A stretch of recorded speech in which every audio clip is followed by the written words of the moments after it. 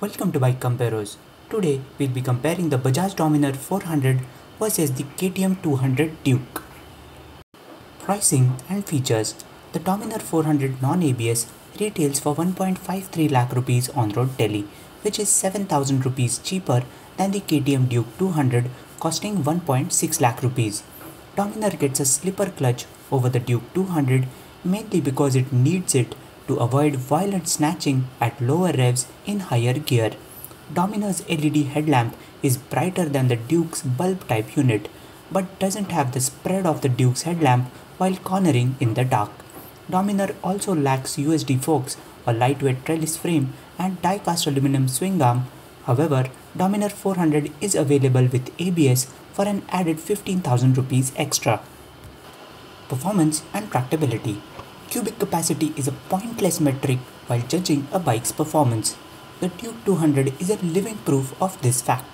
In spite of the Dominar having an 87% bigger displacement, the end result is that it is not even a second quicker to 100 kph than the Duke. However, due to the shorter gearing on the Duke, it does clock a 14 kmph lower top speed than the Dominar. But that's not the whole story. Numbers are for bean counters. For riders, what matters is the feel. In that sense, the Duke is nothing short of sensory overload. Thump the starter and it settles into a high-pitched buzz at idle, resembling the high-strung buzz of a bumblebee, alert and ready for action. Ring the throttle and as you progress through the rev range, you can actually feel each consecutive harmonic frequency getting activated at an interval of 1500 to 2000 revs, treating you to acoustic satisfaction unmatched by anything costing less than those multi-cylinder exotics. Also, most bikers miss the point that making use of the entire rev range of a 200cc bike is way more enjoyable than riding a liter class bike at the lower end of its rev range. In contrast, the Dominar's muted exhaust note and hefty curb weight coupled to an over-square bore stroke makes it feel like a big bike powered by a 125cc engine at lower revs. It is by no means even close to the Duke 200 in terms of feel. Reliability and after-sales service. Neither KTM nor Bajaj have a great track record for product reliability or service support.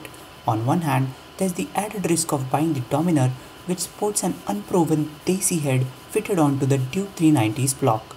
The Duke 200 has been around for over 5 years and most of its teething troubles have been ironed out by now. But on the other hand, the Dominar has access to a wider reach of Bajaj's regular touchpoints as opposed to the Duke's pro biking centers, which are available only in the metros. However, don't be under the false impression that all of Bajaj's touchpoints will be sufficiently trained to service a complex bike like the Dominar. Fuel efficiency. In our back-to-back tests, the Duke 200 was consistently over 8 kmpl more efficient than the Dominar 400. Resale and cost of ownership. Both bikes are bound to fetch more or less similar resale value post a usage of 5 to 7 years. However, thanks to the Duke's fuel efficiency, it will save you around 40k over a usage of 60,000 kilometers compared to the Dominar, making it 35,000 rupees lighter on the pocket in terms of overall ownership costs. Handling and ride quality. The Dominar is a butcher's knife while the Duke is a surgeon's scalpel.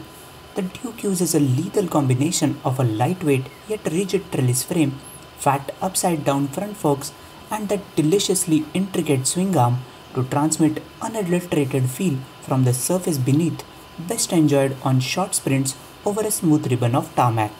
However, its stiff suspension, though not as stiff as the 390s, results in a jarring ride that can quickly get unbearable on anything less than top-quality roadwork.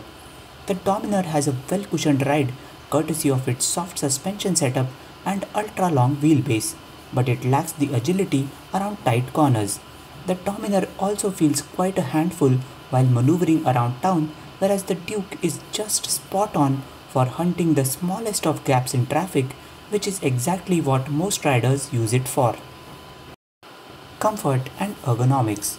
The Duke has explicit Street Fighter riding position with a wide and low handlebar and moderately rear-set foot pegs.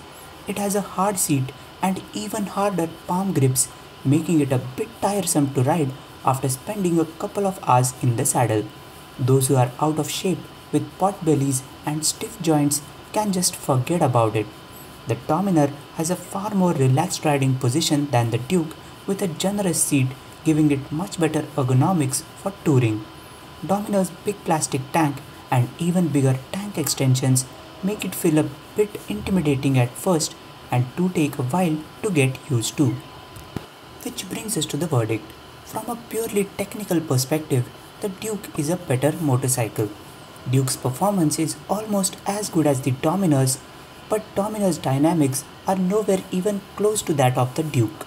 In terms of value for money, the Duke is noticeably cheaper than the Dominar in terms of long-term ownership costs as well. As a toy, nothing else in the market even comes close to the Duke 200. Its telepathic throttle response, talkative exhaust note, and the immediacy of its reactions makes it a two-wheeled equivalent of a go-kart. The Dominar, on the other hand, is not good at anything in particular. It's too bulky for daily commuting, not sporty enough for racing, not tough enough for off-roading, and not practical enough for touring. Only thing it is really good at is posing, and a poser can only be a loser in our comparisons.